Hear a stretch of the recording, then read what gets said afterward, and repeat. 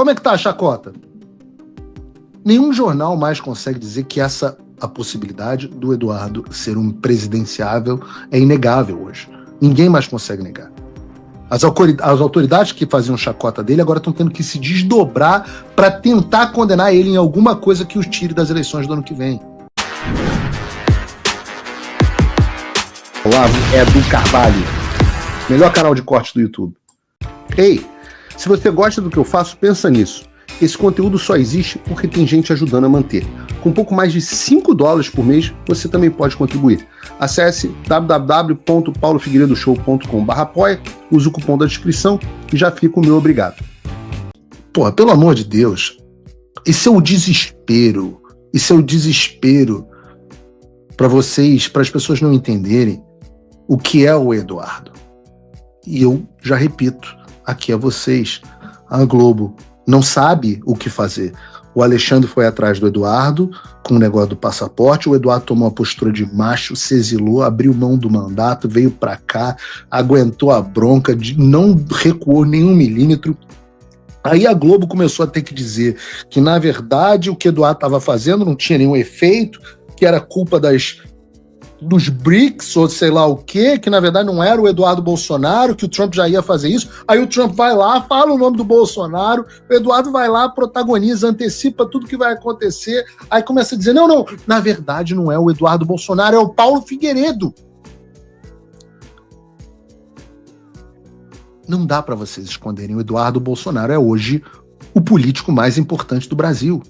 Eu vou repetir, Eduardo Bolsonaro se tornou o político mais importante do Brasil. Ele é o homem no centro da interlocução com os Estados Unidos e é mais importante até do que o próprio pai.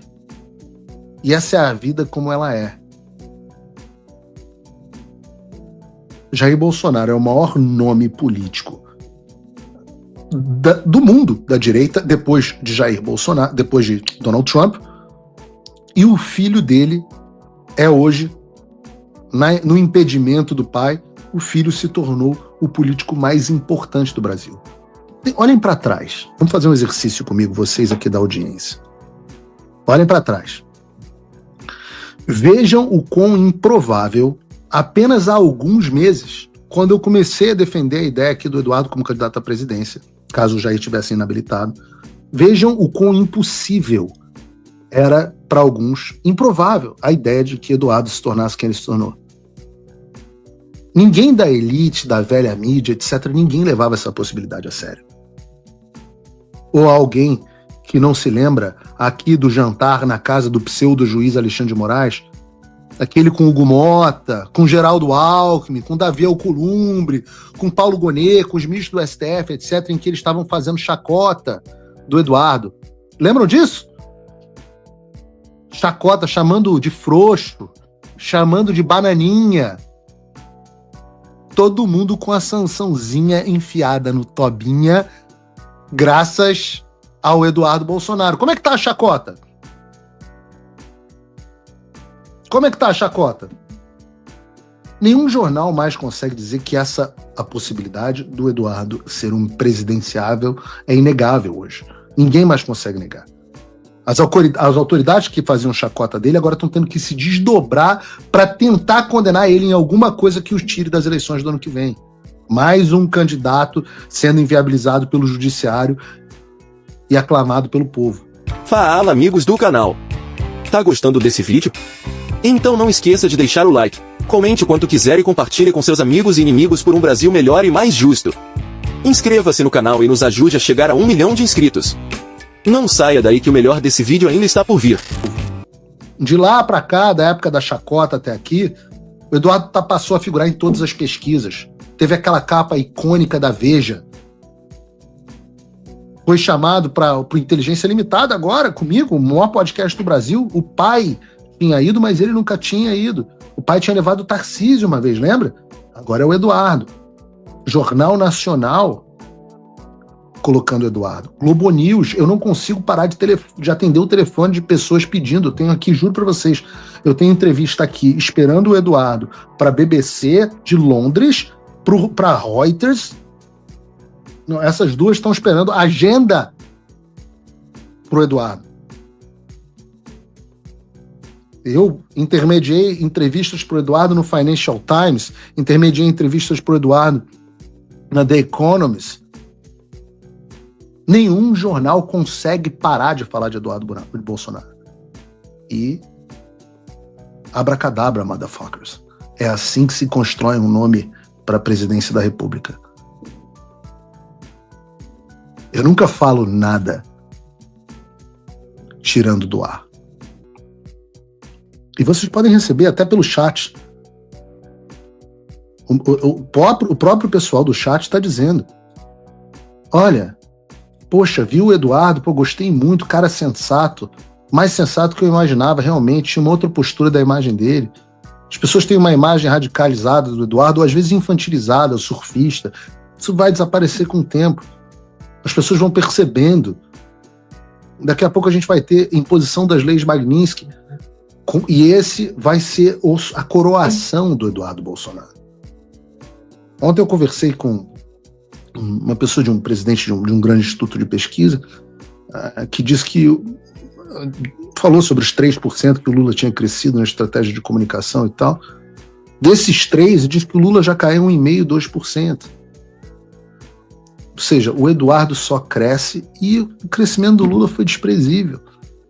E hoje o nome do Eduardo é um nome nacional, e esse é o ponto dessa história.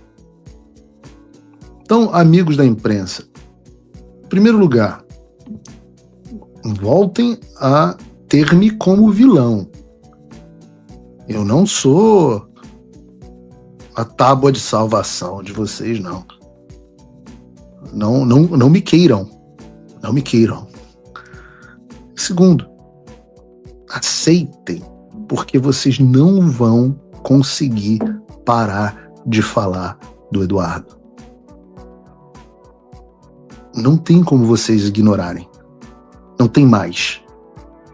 Eu lembro do Merval Pereira. Não, temos que parar de falar do Eduardo Bolsonaro. Isso é uma tentativa até de superlativizar a participação do Eduardo Bolsonaro nesse papel. O Eduardo é só um deputado. É um erro esse inquérito do Supremo Tribunal Federal contra ele, porque é uma valorização exagerada. Olha a valorização exagerada do Eduardo. Eu não estou puxando saco aqui, não.